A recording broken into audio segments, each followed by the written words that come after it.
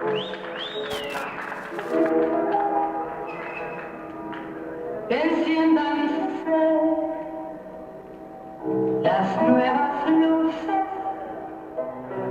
silencio es un cuerpo que cae. A film by Agustina Comedi. Text written by Jodie McNeilly-Renaudie.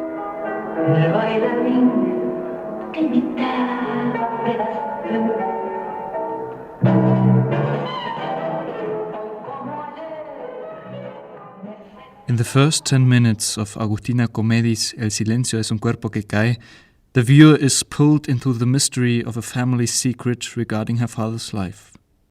We are immediately given the task of making sense of these early fragments, experiencing the toll of Comedi's own interrogation into the realities of Jaime's world before she was born. A world submerged beneath the responsibility of family, uncovered through a historic lens and the no longer silenced memory of friends. Together, we undergo a process. The film's coherency and sentimentality demonstrate its significant purpose, far from pure artistic motivation or obscure college junk formed from intuitive choices. Comedi commands the medium with deliberate sophistication, delivering a touching, posthumous coming-out story. The process we witness is twofold.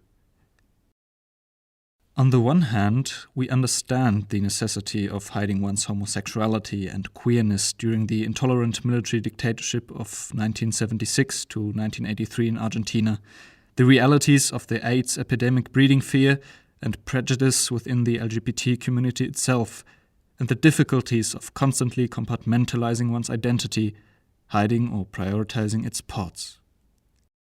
The violence of this internal reality is metaphorically depicted by footage of men thrashing about for dear life on the backs of bucking broncos, some making it, others not. The overlaid sound of these disturbing images wrenches the nervous system, and we sense the hetero killing the homo. On the other hand, we witness Comedi's investigation of an ambiguous comment made to her by friends of Jaime soon after his death.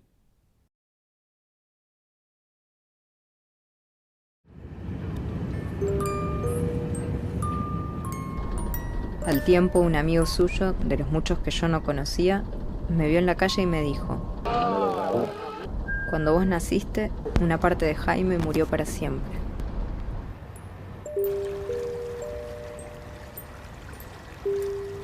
This part is delicately exhumed by Comedi from over 100 hours of footage captured by her father and through interviews that give voice to those who were once forced underground during the years of the junta. When there is oppression, parts become masked. This masking is Comedi's obsession to understand, to provide meaning to her relationship with Jaime and her role in the patricide. Killing off a part of your parent is felt in every lingering scene of Comedi as a child ensconced in a bubble of love, cutely demanding the direction of his lens. What comes uncomfortably to the fore in this film is the weight of bearing a parent's bad faith. Is he only playing the part? The anguish is greater because one is unable to choose for the other. The closing scene of Comedi with her son Luca points to this realization, that a part of oneself withers and dies when we create a life. Only then can we step out of the frame. Vamos, Pascual, vamos. Toma. Firmame que me vale un...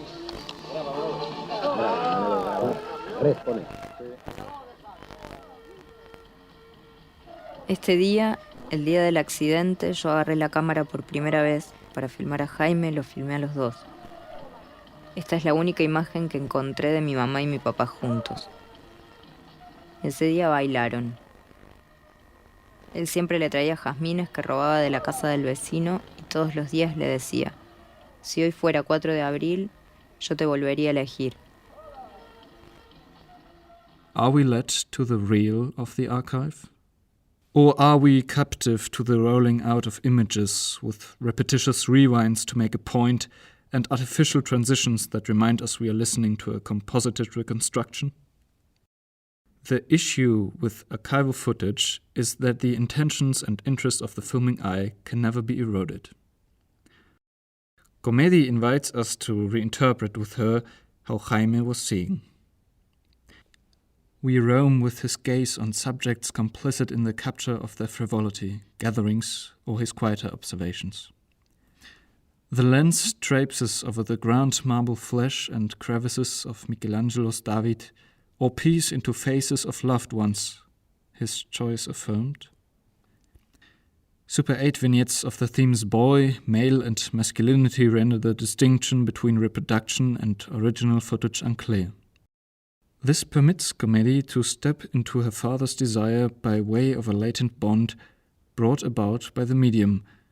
Rushes are liberated and a secret world resurfaces.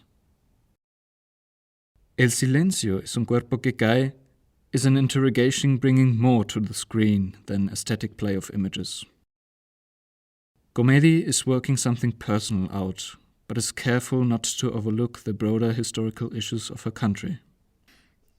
Personal history goes hand in hand with history itself, building one wave of which Comedi is able to unfold the details and meanings.